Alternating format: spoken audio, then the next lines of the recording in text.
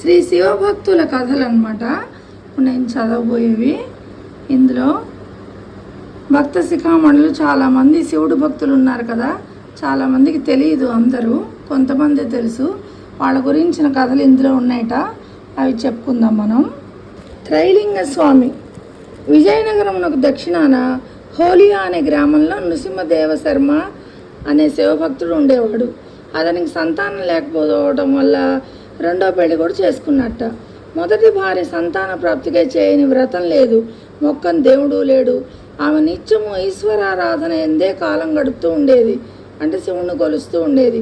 కొంతకాలానికి ఈశ్వరానుగ్రహం వల్ల ఒక పిల్లాడు జన్మించాడు, మగ పిల్లవాడు. అతనికి శివరాము అని పేరు పెట్టుకున్నారట. పెట్టుకుని అల్లారు ముద్దుగా పెంచుకోసాగారు. తల్లి గుణములతో అతడు మిక్కిలి ధర్మపరుడుగా, భక్తి తత్పరుడుగా, సకల సద్గుణ సంపత్తులతో విరాజిల్లుతూ ఉన్నాడు.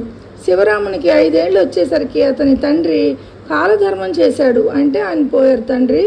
అచిర కాలంలోనే శివరాముడు అఖిల శాస్త్ర పారంగతుడయ్యాడు. తల్లి బలవంతం వల్ల పెళ్లి చేసుకున్నాడు. 28 సంవత్సరాలు వచ్చేసరికి మాతృవియోగం కలిగింది, అంటే తల్లిగారు కూడా చనిపోయారు. విరక్తి చెంది నిరంతరం భగవద్ధ్యానంలో ఉంటూ శ్మశాన వాటికలో గడిపేవాడు. ఎవరెంత బతిలాడినా అక్కడి నుండి వచ్చేవాడు కాదు. చివరికి అతని సవితి సోదరుడు, అంటే వాళ్ళ నాన్నగారు మళ్ళీ పెళ్లి చేసుకున్నారు కదా, ఆవిడ కూడా పిల్లలు ఉన్నారన్నమాట. ఆ సవితి సోదరుడు శివరాముడికి అక్కడే ఒక ఆశ్రమం నిర్మించట. కొంతకాలం యోగాభ్యాసం చేసిన తర్వాత శివరాముడు తీర్థయాత్రలకు బయలుదేరాడు. మార్గ మధ్యంలో అతడు ఒక వృద్ధ బాటసారికి శిష్యుడయ్యాడు. వృద్ధ బాటసారి తనకు మంచి శిష్యుడు లభించాడని సంతోషించి జ్ఞానోపదేశం చేశారట. శివరాముడి పేరును కూడా త్రైలింగ స్వామిగా మార్చాడు. మరి కొంతకాలానికి వృద్ధ గురువు కూడా పరమపదించారు. త్రైలింగ స్వామి సేతుబంధ రామేశ్వరం చేరి శిష్యులతో అచ్చటనే కాలం వెళ్ళబుచ్చుతూ ఉండేవాడు. త్రైలింగ స్వామి తన వద్దకు వచ్చిన భక్తులకు వారి జన్మరహస్యాల గురించి చెప్పేవాడు. ఒకనాడు ఒక ప్రసిద్ధ వ్యక్తికి మృత్యువాత నుండి తప్పించాడు. అతడు చెప్పే భాష్యాలకు భక్తులు ఆశ్చర్య పొందేవాళ్ళు, అంటే ఆశ్చర్యపోయేవాళ్ళు, అన్నీ చెప్తూ ఉండాడు అన్నమాట ఆయన. అనతి కాలంలోనే త్రైలింగ స్వామి ఆశ్రమము ఒక ప్రసిద్ధ పుణ్యక్షేత్రంగా తయారైంది. జన సమ్మర్దమే యోగ నిష్టకు కూడా భంగం వాటిల్లేది, అంటే జనాలు ఎక్కువైపోయారట. అందుచేత బసను నేపాలంకు మార్చారు. అచ్చట కూడా ఇదే పరిస్థితి, అక్కడ కూడా ఇలాగే ఉందట. అక్కడ నుండి మరల ప్రశాంతమైన మానస సరోవరానికి చేరారు. తీర్థయాత్రలు చేస్తూ వారణాసికి వచ్చారు.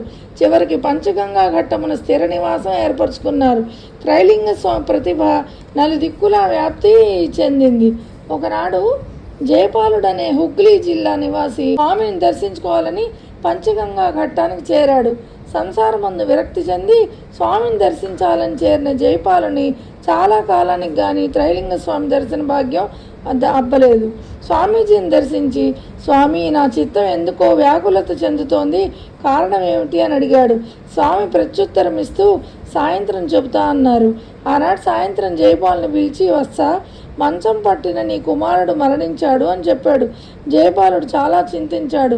స్వామీజీ చెప్పిన అనునయ వాక్యాలతో ఊరడిల్లాడు. జ్ఞానాజ్ఞానముల యొక్క మహిమను తెలుసుకున్నాడు. ఆనాటి రాత్రి స్వామీజీ చెప్పిందంతా సత్యమని తంతి ద్వారా, అంటే పోస్ట్ వచ్చిందనమాట, దాని ద్వారా తెలుసుకున్నాడు. ఒకనాడు త్రైలింగ స్వామి నదిలో స్నానం చేస్తుండగా నదీ తీరాన్ని కొందరు ఒక శవాన్ని తీసుకొచ్చారు. విచారించగా పాము కాటి చేత మరణించాడని గంగా నదిలో పారేయడానికి తీసుకొచ్చామని చెప్పారు. చనిపోయిన అతని భార్య నవయవ్వన యువతి రోధిస్తూ ఉందన్నమాట, అంటే ఏడుస్తూ ఉంది. త్రైలింగ స్వామి వెంటనే ఒడ్డుకు వచ్చి గంగలో నుండి కొంచెం బంకమట్టి తీసి పాము కరిచిన చోట రాసి గంగలో స్నానం చేయడానికి వెళ్ళిపోయాడు. శవం తీసుకుని వచ్చిన వారెవరు ఈ స్వామిని ఇంతకు ముందు ఎప్పుడు చూసి ఎరగరు.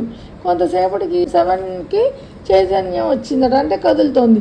ఎల్లరూ ఆశ్చర్యచకితులయ్యారు. స్వామిని పూజించి ఇళ్ళకి వెళ్ళిపోయారు.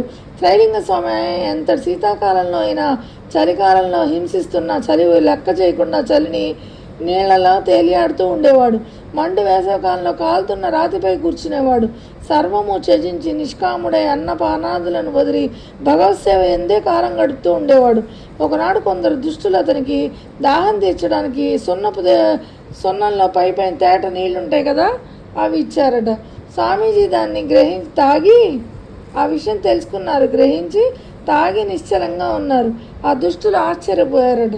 ఒకనాడు కాశీరాజు బంధువైన పృథ్వీ సింగ్ నదిలో ప్రయాణిస్తూ ఆ నదిలో తేలియాడుతున్న త్రిలింగ స్వామిని చూశాట.